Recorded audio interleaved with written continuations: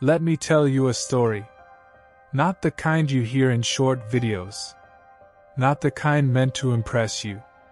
This is the kind of story a man tells after he has lived long enough to understand what discipline really costs.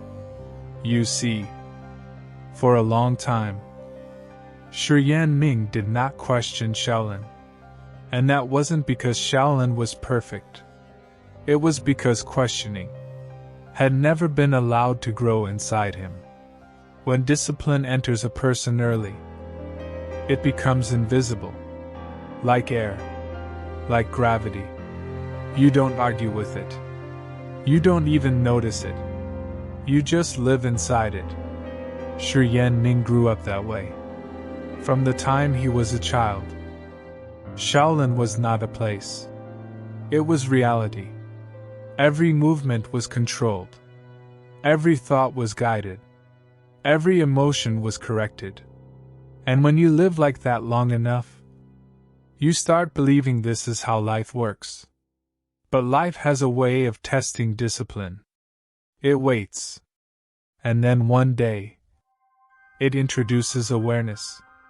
Shi Yan Ming was no longer a child. His body had grown strong. His balance was precise. His endurance was unquestionable. From the outside, he was becoming exactly what Shaolin wanted. But inside, something was changing. I've seen this happen before. It happens to soldiers. It happens to factory workers. It happens to men who follow rules for decades. One day they wake up and realize they've never asked why. That first question is quiet. It doesn't come as rebellion. It comes as curiosity. Shi Yan Ming began noticing things. Small things at first. He noticed how older monks moved. Their forms were perfect, but their eyes were tired. He noticed how few of them ever left the temple. How few of them talked about the world outside. And slowly, a thought began forming in his mind. A dangerous one. What happens after this? Shaolin had answers for everything. Except life beyond Shaolin. Training continued as usual. Long hours. Repetition. Silence. But the silence felt different now. He wasn't just quiet. He was thinking. And thinking inside a system built on obedience is the beginning of separation. Shaolin taught control. Control of the body. Control of breath. Control of emotion. But it never taught choice. Here's something you learn. When you get older, discipline without choice creates strong hands and an empty heart. Shi Yan Ming began to realize that Shaolin was shaping him to exist inside Shaolin, not to exist in the world. He saw monks who had never loved, never owned anything, never failed outside controlled conditions. They were safe. But safety is not living. That realization doesn't come easily. It takes time. It takes observation. It takes maturity. Shi Yan Ming didn't hate Shaolin. That's important to understand. He respected it. He honored it. But respect is not the same as surrender.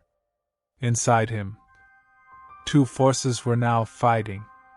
One was discipline, the thing that raised him. The other was freedom, the thing he had never tasted. Freedom is terrifying when you've never had it. I've met men like this. Men who stay in jobs they hate because it's familiar. Men who stay in systems because leaving feels like death. Shi Yan Ming stood at that same edge. The monks noticed the change. Institutions always do. When obedience loses innocence, control tightens. Training became harsher. Corrections became colder. Not out of anger, but out of fear. Shaolin could feel. It was losing him. And here's the truth most people miss. Shaolin didn't fail him. Shaolin did exactly what it was designed to do. It created discipline. What it could not control was what that discipline would become. Shi Yan Ming reached a moment where he understood something clearly. If he stayed, he would be respected. He would be skilled. He would be protected.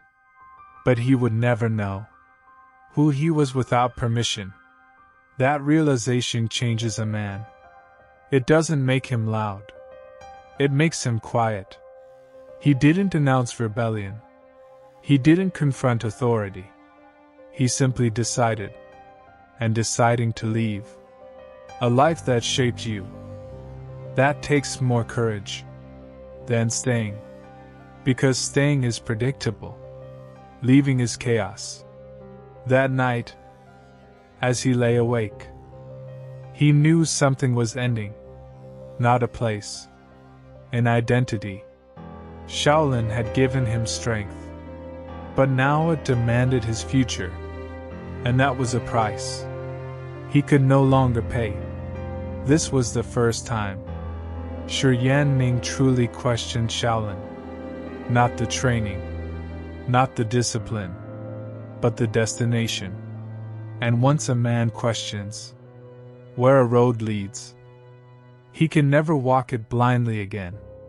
In the next story, I'll tell you about the night he walked away from everything he knew.